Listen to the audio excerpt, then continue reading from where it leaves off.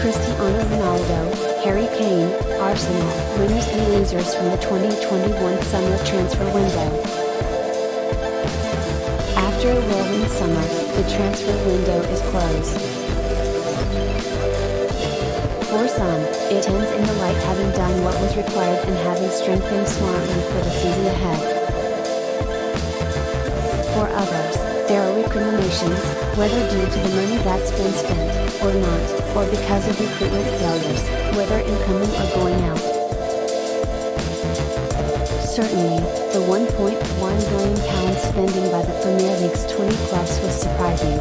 It was the lowest gross spend by the top flight teams since 2015, and marked an 11% drop on 2020, yet was still higher than expectations amid the ongoing pandemic.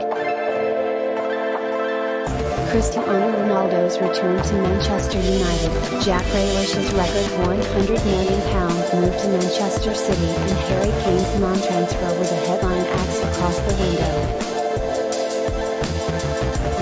But who were the big winners and losers across the Premier League? More football dives in. Chelsea. Sometimes it's about evolution rather than revolution, particularly when you're the reigning European champions. Thomas Tuchel didn't need to use his first transfer window to stamp his mark by arrivals and instead just did what was required, getting the centre forward he believes is needed to make them Premier League title contenders.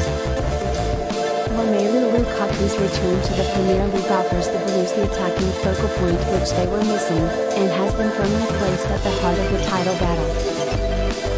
Romelu Lukaku's return to the Premier League offers the Blues the attacking focal point which they were missing, and has them firmly placed at the heart of the title battle.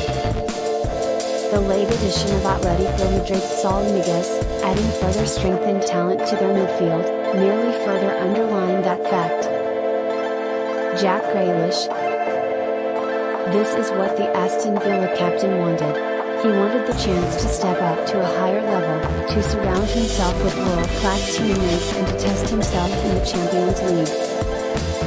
Villa set clear parameters for a deal. Man City paid up, and now Grealish, entering the peak years of his career, is strutting his stuff at the Etihad under Pep Guardiola. The silverware and greater global recognition he craves is there for him, he just needs to reach out and grab it. Cristiano Ronaldo. The Portuguese superstar spent much of the summer facing up to another year at a Juventus side that, after some pretty gross mismanagement in recent years, looks a shadow of the side that dominated Serie A and is in the midst of a rebuild. Having tried to get out early doors, he looked likely to stay put, until the very final week of the window. Then Harry Kane announced he was staying at Spurs. Man City scrambled and asked the question, and Jorge Mendes worked his magic to use the interest to leverage those in power at Old Trafford. It won't have only been former players saying, "How can you let him go there?" Now he's back at Manchester United, where he's adored, in a team that is firmly in winner mode after the arrivals of Rafael Varane and Jadon Sancho, and has a final flourish in the Premier League ahead. Ferran Torres. On the subject of City and not landing Ronaldo or Harry Kane, plus with Sergio Aguero gone, it presents an opportunity for Ferran Torres. Signed last summer as a winger from Valencia, he's shown his nose for goal both at the Etihad and with Spain. Remember his hat-trick versus Germany earlier this year?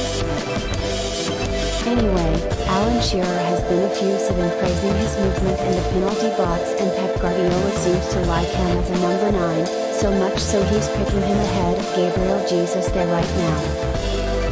Anyway, Alan Shearer has been effusive in praising his movement in the penalty box, and Pep Guardiola seems to like him as a number 9, so much so he's picking him ahead of Gabriel Jesus there right now. Joe Willock. After an outstanding loan spell at Newcastle United, Joe Willock wanted to test the waters back at Arsenal in pre-season and see if he would be part of Arteta's plans. He wasn't. Thus he made clear he wanted to move and got a deal done to get him somewhere he's valued and where he'll be a first-team regular. Norwich City. Long before promotion from the championship was assured, the Canaries knew that Emi Buendia, so important during their title charge, would be leaving. Duly, he departed for Aston Villa in a deal that could earn the Norfolk club £38 million all in. That allowed them to clearly plan for their latest stint in the top flight, in the hope of giving Daniel Farke a better shot at keeping them up. And, in fairness to the top brass, they've done precisely that. They'll never spend money they don't have, and should be applauded for that, but they've made plenty of funds available and have added to the squad diligently. In all they've spent over £50 million on a number of young players with resale value. Their oldest of 12 signings are Ben Gibson and Pierre-Louis Melo at 28. It doesn't necessarily mean they'll beat the drop, but they certainly look better equipped than in 2019-20, provided they can shrug off the difficult first 3 games, 3 losses, and cut out the sloppy individual errors. Dan James. The Wales international could easily have been lost in the shuffle at Manchester United following the arrival of Ronaldo, and that's something which, quite simply, wouldn't have done James any favours. There's no question he has struggled with confidence during his 2 years at Old Trafford, and he struggled to get any real sustained rhythm throughout. Thankfully, with his playing time looking set to dwindle, he's been rescued by Marcelo Bielsa. The Leeds United boss was close to signing James in January 2019, and has kept tabs on him ever since. Leeds thought they had finished their business before the opportunity to finally land James was presented to them, and we also had no doubts about paying an initial £25 million to finally take him to Elland Road. Hopefully, under the tutelage of the Argentine and with less pressure on his shoulders than in Manchester, James can really kick on in Yorkshire. Harvey Elliott. With Jimmy Wijnaldum having departed, Liverpool fans, at least those on social media, spent much of the window calling for the club's top brass to splurge on a creative midfielder. It's a role Naby Keita and Alex Oxlade-Chamberlain were both previously earmarked for, but which, for various reasons, mainly injuries, neither have been able to grasp. Thus, both appear to have lost some of Jurgen Klopp's trust. Certainly there's a gap to be filled there.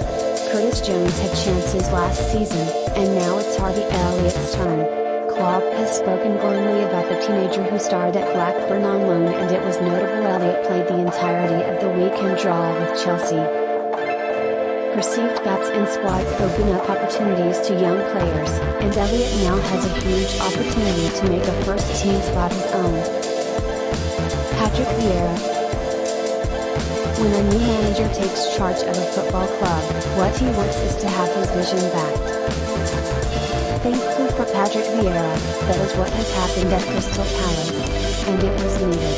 Under Roy Hodgson, the Eagles ended last season with the oldest squad in the division.